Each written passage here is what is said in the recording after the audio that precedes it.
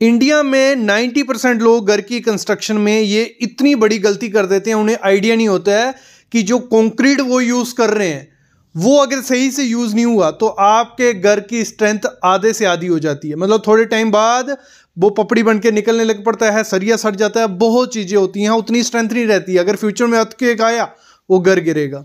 क्या आपको पता है कि जो कॉलम या पिलर जिसे बोला जाता है उसमें क्या ग्रेड का कंक्रीट बोर्ड डाल रहा है? अगर M25 बोला है तो वो M25 डाल रहा है। क्या M25 पता है आपको क्या होता है कि कितना सीमेंट कितना सैंड एग्रीगेट डालेगा?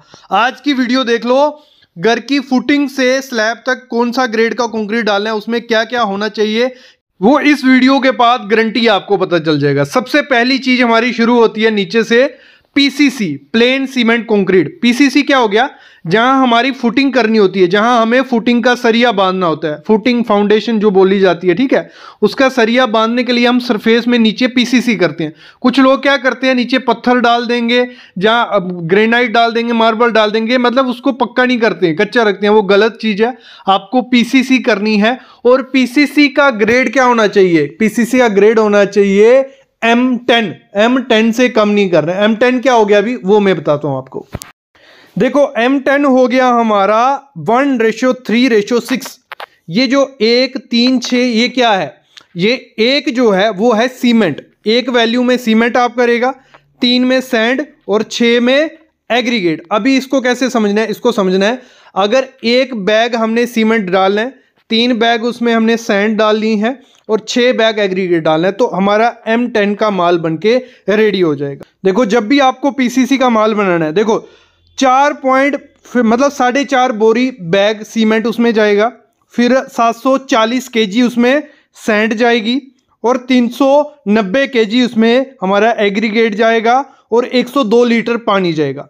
जब ये सब चीजें मिलेंगी तो एक अच्छा कंक्रीट बनेगा, पीसीसी बनेगा। और इस पीसीसी को जब आप लगाओगे तो उसकी अच्छे से स्ट्रेंथ रहेगी। तो ये चीज ध्यान रखनी है। अभी कुछ लोग बोलेंगे कि सर 4 बोरी का सीमेंट अगर सीमेंट डाल रहे हैं तो माल ज्यादा बन जाएगा, हमें कम के लिए यूज करना है। तो आप इसको 1 बोरी के हिसाब से कर सकते हो। मतलब इसको सबको 2 से डिवाइड कर दोगे तो 2 बोरी का माल बन गया, उसको और डिवाइड कर दो, 1 बोरी का माल का भी आपको पता चल जाएगा। फिर उसको कर सकते हो आप मतलब आधा 1 बैग सीमेंट आपने डाला और तगारी रखो। केजी में कैसे वेट करोगे? तगारी जो आती है, तसला बोला जाता है, उस पर मेंशन होता है कि 18 इंच की तगारी है, 4 इंच उसकी डेप्थ है, तो उसमें 25 केजी सामान आता है या 30 केजी सामान आता है। जब तगारी लोगे तो अपने मिस्त्री को बता देना इसमें 30 केजी सामान आता है। तो अगर आपको सैंड डालनी है तो ये 2 तगारी डालना, 3 तगारी डालना। मतलब ये वैल्यू, ये चार्ट जो आपको दिखाया पीसीसी के लिए, ये याद रखना, जब भी पीसीसी करवानी है तो इस हिसाब से डालने। अब बढ़ते हैं फुटिंग में। तो जब आपको फुटिंग का कंक्रीट करना है, देखो M20 से कम का कंक्रीट हम वहां नहीं करते हैं जहां सरिया यूज होता है, जिसमें सरिया डल गया वहां से M20 कम का कंक्रीट यूज नहीं करना है। अभी M20 क्या हो गया? वो हो गया 1:1.5:3। ये आपको क्या करना है? फुटिंग में यूज करना है। मैं बोलूंगा M20 की तरफ मत जाओ, M25 अपनी फुटिंग में रखो, कॉलम में रखो, बीम में रखो, स्लैब में रखो, कोई दिक्कत नहीं है, जितना अच्छे से रहेगा। क्योंकि देखो अगर आप M20 लेके चलोगे तो बीच में गलतियां कॉन्ट्रैक्टर करेंगे या मिक्सिंग में गलती होगी तो वो M15 ही बच जाएगा। तो M25 यूज करोगे तो अच्छे से आपका कंक्रीट यूज होगा। तो M25 ग्रेड क्या हो गया? 1:1:2, 1 में सीमेंट, 1 में सैंड, 2 में एग्रीगेट। अभी जो सीमेंट आपका डलेगा, आपको अगर 1 बैग का माल बनाना है, कंक्रीट बनाना है, तो आप इसको डिवाइड करके सब कुछ सेटल कर सकते हो, थोड़ी सी कैलकुलेशन करनी है, हो जाएगी।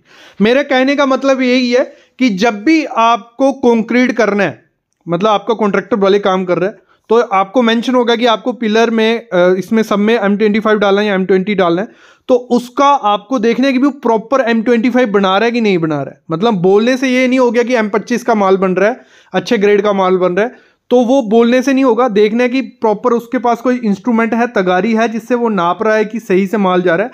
वो सही से माल नहीं बनता है और आपका कंक्रीट क्या होता है? खराब हो जाता है, उसमें सीमेंट कम पड़ जाता है, सैंड कम पड़ जाती है। तो सही से अगर रेशो नहीं होगी तो उसमें लीकेज भी होगी, उसकी स्ट्रेंथ भी कम होगी और हनीकॉम्ब भी निकलेगा। चलो एक चीज ये होगी कि कंक्रीट हमने ग्रेड सही बना लिया, सब चीजें सही से होगी। अगली चीज क्या करते हैं लोग? गलती करते हैं कि वाइब्रेटर यूज नहीं करते हैं। वाइब्रेटर जब तक यूज नहीं करोगे तो आपका कंक्रीट जो है वो अच्छे से कंपैक्ट नहीं होगा, मतलब सही से बैठेगा नहीं। और जब वो सही से बैठता नहीं है तो उसके बीच में हवा रह जाती है, थोड़े थोड़े पोर्स रह जाती हैं और वो बाद में क्रैक्स भी बन सकते हैं और आपका कंक्रीट कमज़ोर भी हो जाता है।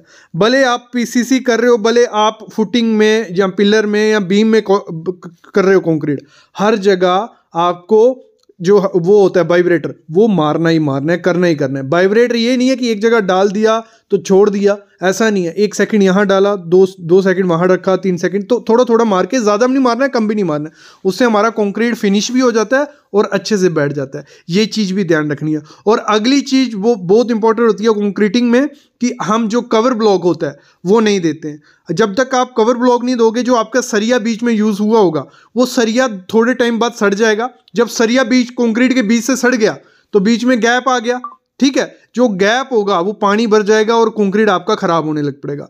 तो आपको क्या करना है, फुटिंग में 75 mm मतलब 3 इंच तो आपको कवर ब्लॉक देना है नीचे में, ठीक है, नीचे से सरिये को। और बाकी पूरे घर में आप क्या करो, 40 से 50 mm कवर रखो स्लैब को छोड़ के, मतलब बीम कॉलम इनमें आपको 40 से 50 mm मतलब 2 इंच का कवर रखना है और स्लैब में 1 इंच का कवर ब्लॉक रखना है।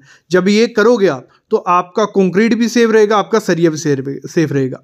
ये चीज़ हो गई। अगली चीज़ क्या करते हैं लोग, जब भी घर की कंस्ट्रक्शन करवाते हैं, जो कंक्रीट जो माल हम लोग बनाते हैं उसमें देखो बना के रख देते हैं, जब वो सूखने लग पड़ता है पानी डाला, फिर उसको यूज़ किया पानी डाला। और कॉन्ट्रैक्टर क्या करते हैं, ज़्यादा से ज़्यादा पानी डाल के रखते हैं कि आसानी से वो इतनी मेहनत नहीं करनी पड़े उसको फैलाने में, वो ईजीली से फैल जाए। तो जब ऐसा करोगे तो स्ट्रेंथ डिक्रीज होती है। जितना ज़्यादा पानी कंक्रीट में रहेगा उतनी स्ट्रेंथ उसकी डिक्रीज होती जाती है। तो पानी लिमिट का रखना है। लिमिट का कैसे रहेगा, जैसे ये चार्ट देख रहे हो, ये टेबल देख रहे हो, M10 में कितना डलेगा, M20 में कितना डलेगा, लीटर में लिखा हुआ है, तो इस हिसाब से कैलकुलेट कर सकते हो। तो पानी हमेशा लिमिट का रखना है। फिर कंक्रीट में एक बहुत इंपॉर्टेंट चीज़ होती है उसका जो सीमेंट आपको देखो चूज कर रहे हैं, कंपनी कोई भी देख लो आप, अल्ट्राटेक अच्छी कंपनी है, ACC अच्छी कंपनी है, जो भी आपके एरिया में मिलता है अच्छी है, जिसपे ISO मार्क होगा तो वो अच्छी कंपनी है, जिसका नाम सुनोगे वही यूज करना, लोकल ब्रांड नहीं उठा लेना।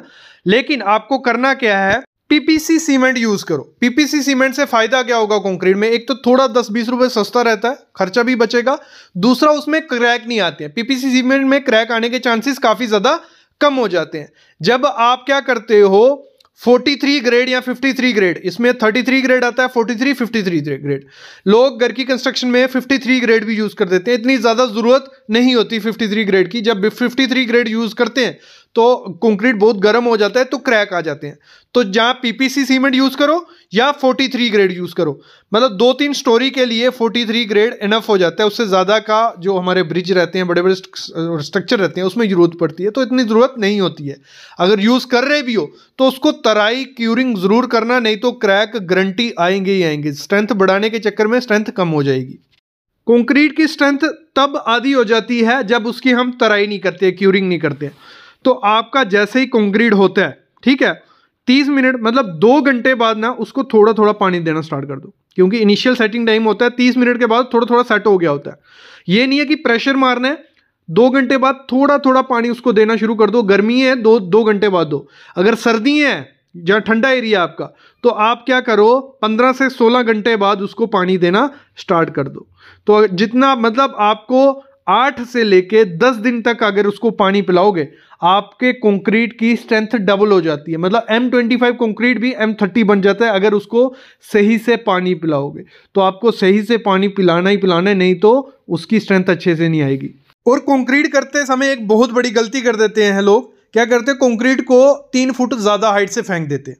मतलब आपको क्या करना है, कभी भी जो कंक्रीट फेंकना है आराम से फेंकना है। उसको भी मतलब दर्द होती है, और दर्द कैसे निकलती है उसकी, एग्रीगेट कहीं जाता है, सैंड कहीं होता है, पानी कहीं होता है, तो उससे क्या होता है आपका मटेरियल सेग्रीगेट हो जाता है, आगे पीछे चला जाता है, तो उससे स्ट्रेंथ कम होती है। वो कंक्रीट में हनीकॉम आ जाता है। हनीकॉम क्या हो गया, ऐसा कुछ देखो एक गंजा सा रह गया ना, सुराग, जब ये किसी स्ट्रक्चर में सुराग आ गए तो उस स्ट्रक्चर की स्ट्रेंथ डिक्रीज होगी। मतलब 3 फुट ज्यादा हाइट से कंक्रीट को नहीं फेंकना है। आपको क्या करना है, शूट बना लो, मतलब ये टीन की बना लो, जहाँ पाइप की बना लो, कोई भी शूट बोला जाता है। ये सामने जैसे देख रहे हो, कंक्रीट स्लाइड करके नीचे जाएगा तो वो अच्छे से पड़ेगा। अगर कॉलम में भी दूर से 3 फुट से फेंक रहे हो, जहाँ 5 से 6 फुट से फेंक रहे हो लोग, तो मैंने देखा 10-10 फुट से कंक्रीट फेंकते हैं, तो उसकी मतलब उसका काम ही नहीं हो, खत्म हो गया कंक्रीट वहीं।